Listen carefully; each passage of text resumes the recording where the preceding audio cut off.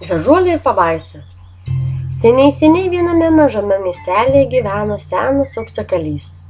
Užgriuvus nesėkmėms, jis prarado visą savo turtą, vienintelę paguodą tuo sunkiu metu jam buvo duktė, kurią miestelio gyventojai vadino Gražuolė. Ji buvo labai miela ir gera mergaitė, noriai padedanti kitiems ir sunkiai dirbanti, kad nuramintų bėdų prislėgtą tėvą. Tačiau jos pagalbos nepakako. Atėjus atšiauriai žiemai, namuose ėmė stigti maisto ir kuro. Tada senasis auksakalys nusprendė iškeliauti ir parduoti paskutinės šeimos relikvijas. Gražuolės tėvas pasikinkė arklį, atsisveikindamas karštai išbučiavo dukrą ir iškeliavo. Ši kelionė jam buvo labai pavojinga. Kai auksakalys brovėsi pro miško tankynę, vos spėjo pasprukti nuo alkanų vilkų gaujos. Vėliau pasiklydo siaučiančioje pūgoje. Sušalęs ir alkanas galvoja, kad jau atėjo paskutinioji gyvenimo akimirka. Tada pastebėjo sklindančią šviesą ir išvydo didžiulės pilies bokštų kontūrus. Tempdama paskui save nuvargusią arklį, jis nuslinko į šviečiančių langų pusėn. Pasiekė pilies vartus ir pasibeldė. Duris jam atidarė sena tarnaitė, kuri pakvietė keliauninką į vidų.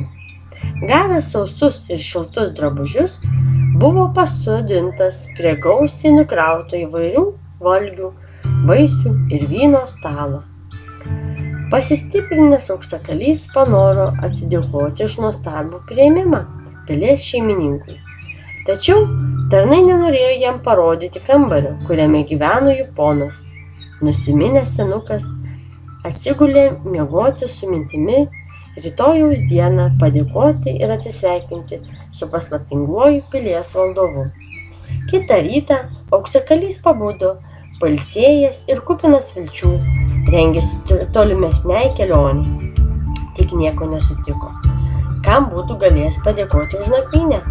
Kai jau norėjo iškeliauti, netikėtai žiemos baltume pastebėjo puikų žėrinčių spalvų rožių krūmą ir prisiminė savo mylimą dukrą, vienatvėje leidžiančią dienas ir vakarus.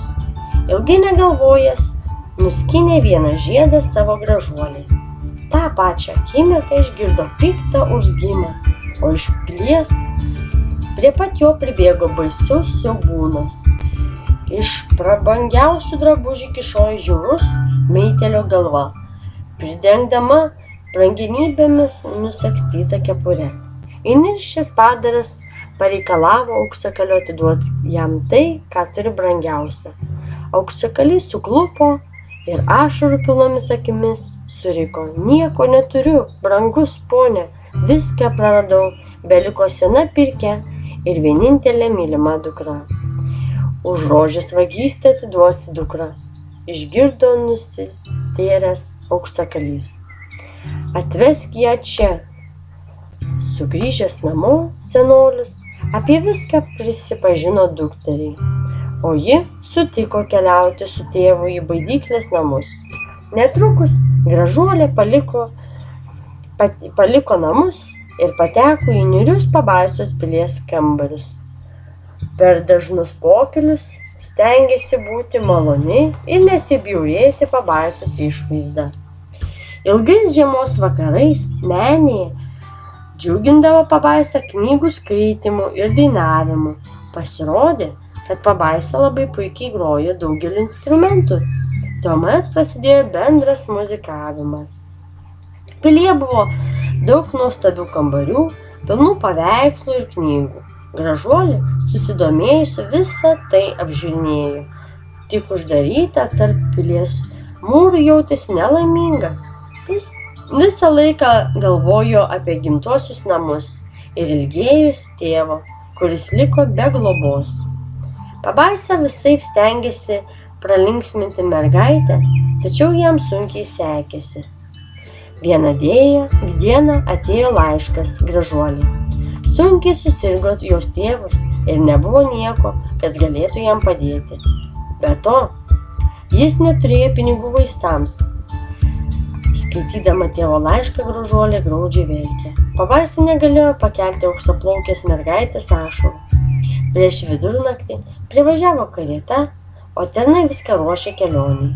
Gražuolė su dėkingumu žiūrėjo į Pabaisą. Sugrįšiu, kai tik pasveiks tėvas, pasakė Gražuolė be pasibjaurėjimo ir baimės žiūrėdama Pabaisai į akis. Pareikalavus dukrai, senasis auksakalys pamažu sveiko. Dėl ligos ir mylimo vaiko netekties skausmo buvo praradęs norą gyventi. Gražuolė rūpinosi tėvu taip, kaip tik mokėjo. Papasakojo jam, kaip gyveno pilyje, patikino, kad nieko blogo nenutiko, o Pabaisa labai mielas ir geras, nuoširdžiai jie rūpinasi. Prisipažino tėvui, kad jaučiasi laimingas savo buvimu pilyje, galėdama pralinksminti Pabaisą. Tėvas jau beveik pasveiko, tik Gražuolė vis jautė nerimą širdyje. Nusprendė sugrįžti į pilį. Auksakalys griežtai prieštaravo. Nebenorėjo vėl prarasti mylimą dukterį, tačiau Gražuolė paaiškino tėvui, turinti laikytis Pabaisos duoto žodžių, ir sugrįžo į pilį. Surado Pabaisą gulintį tarp rožių žiedų.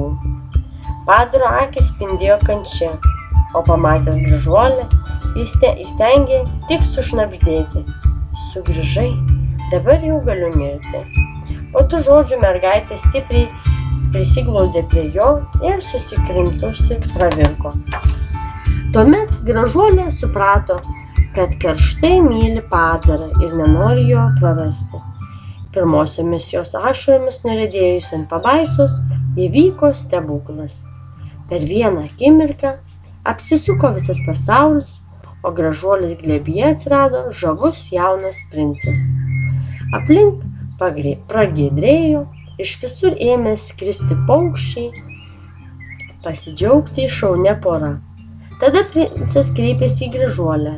Tavo meilė išgelbėjo man gyvybę ir išlaisvino iš piktų kerų. Prieš piršdamasis tau norėčiau papasakoti apie savo gyvenimą. Princas pasakojo mergaitei anksčiau buvęs savimyla ir beširdis. Vieną naktį į jo pilį atvyko sena Elgeta ir paprašė pagalbos. Dėl jo bjaurios atstumiančios išvaizdos princas išvarė ją iš pilies. Tada senė ir pavertė jį Pabaisą. Kerai galėjo išnykti tik tada, kai princą kas nors pamils, o jis pats supras, kad tikrasis grožis slypi viduje. Tu, Gražuolė, pakeitei mane, ištarė princas. Ar nori būti mano žmona? Gražuolė sutiko, o tada gyveno jie ilgai ir laimingai.